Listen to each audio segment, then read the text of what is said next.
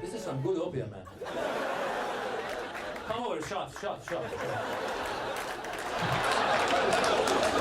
a lot of us have that going, man. We have to worry about a lot of stuff, you know? Like, I gotta worry about Al-Qaeda, and I gotta be worried about being profiled as Al-Qaeda. We all do. Like, I was at the airport a little while ago, I had a beard going, I was doing a play. And you don't want to be from the Middle East, have a beard, be at the airport. It's not a good idea, you know what I'm saying? I was walking around, I felt paranoid. I was like, these guys are watching me. I feel like they're watching me, man. And then I come to that metal detector, and that thing just makes you feel guilty anyway. I was like, no matter what you've done, I was walking, I was like, am I packing a gun? I don't think so. I don't own a gun, but let's see what happens. And I walked through, it was like, eh! I'm like, damn it, I'm a terrorist. I knew it! I'm like, sir, calm down, it's just your belt. I'm like, how do you know? Check my bags! I'm not getting on the plane with me. And then I went to the ticket counter and I wanted the guy to know whose side I was on, so I caught myself enunciating English like never before. Wanted him to know, I was like, hello, my fellow American. How are you? Yes, I'm here to board the aeroplane. Carry-ons? Just this American flag, that's all I'm carrying on.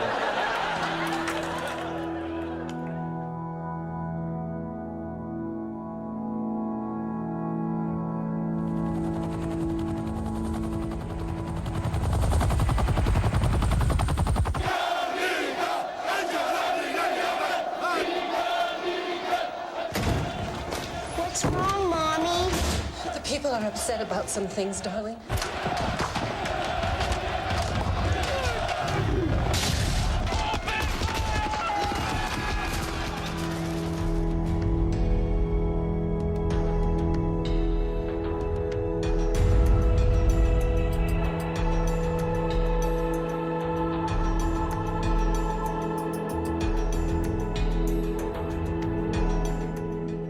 Media is so central to how Americans think about things. It didn't happen if it didn't come on TV. It didn't happen if we don't have a picture of it. Where do these images come from? What is the relationship between these images and American foreign policy in the Middle East? What's their impact? Why do they matter?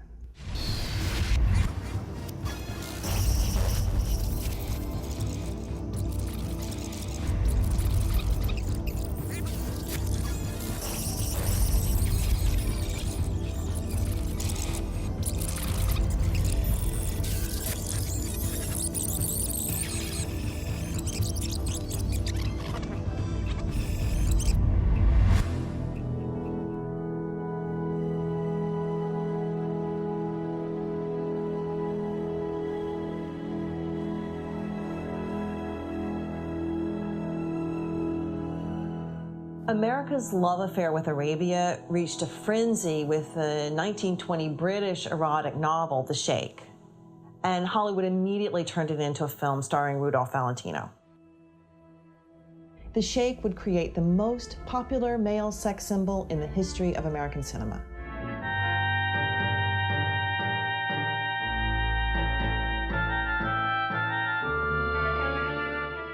Americans became interested in Arab sheikhs and the Middle East in general because it was represented as a place where there was a lot of romance and excitement and adventure. America had virtually no economic stake in the region.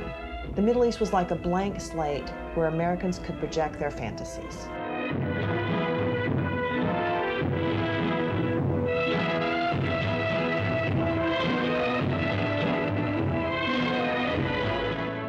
Despite the enormous box office success of the Sheikh movies, in real life, America's love affair with the Arab was already over. God has endowed the British race with a worldwide empire. The victories you will have over the heathen are the victories of the nobler soul in man. By the 1930s, France and England were invading the Middle East, and the Arabs were no longer seen as romantic.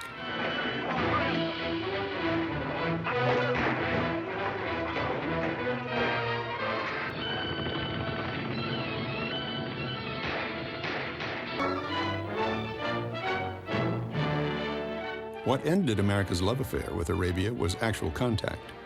The West was invading the Arabs' land, and the meetings were violent and hate-filled. Would you march with them, nurse them?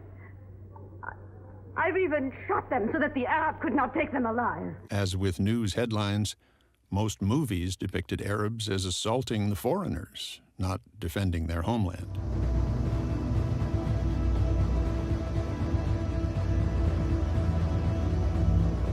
In the media, the Arabs, not the British, were the attackers. In the movies, these treacherous natives were like the Redskins of the Old West. They lived in tents and galloped across lawless frontiers.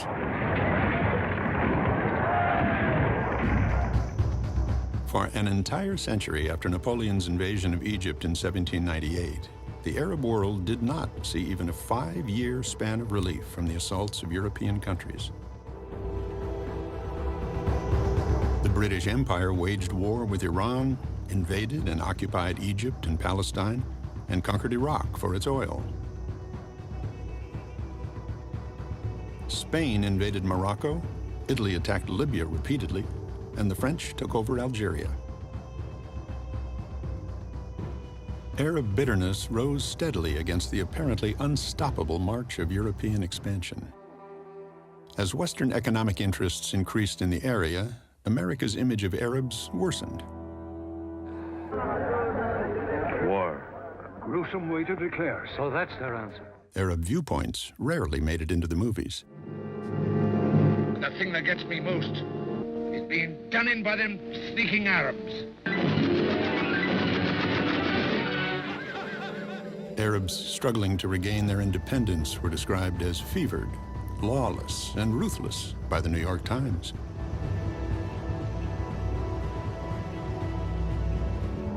The media portrayed Arabs as barbaric savages needing Western salvation.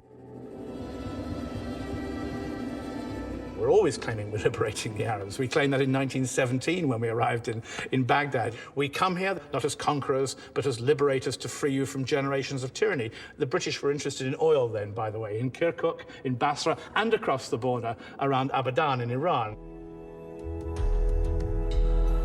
We come not as conquerors, but as liberators.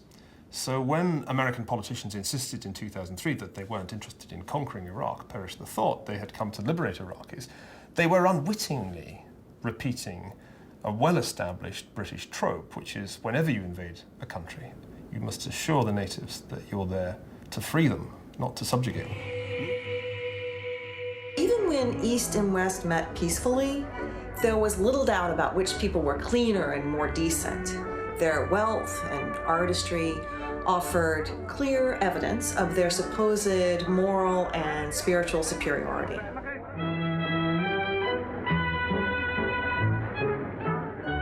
Furthering the notion of the inferior Arab was one of the world's most fascinating celebrities.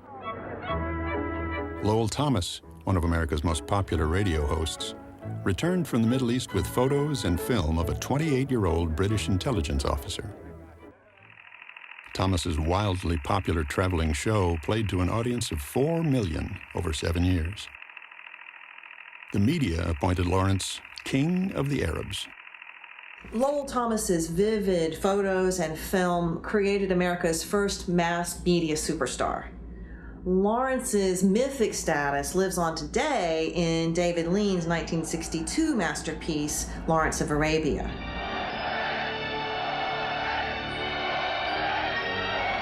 Both the hugely popular Hollywood film and T.E. Lawrence himself blended historical fact with an enduring myth of Lawrence and of the Arabs.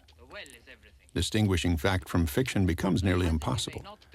But certain images and scenes seem to reveal a premise, still alive today, that the Arabs needed a white man to lead them. Sheriff Ali, so long as the Arabs fight tribe against tribe, so long will they be a little people, a silly people, greedy, barbarous, and cruel, as you are.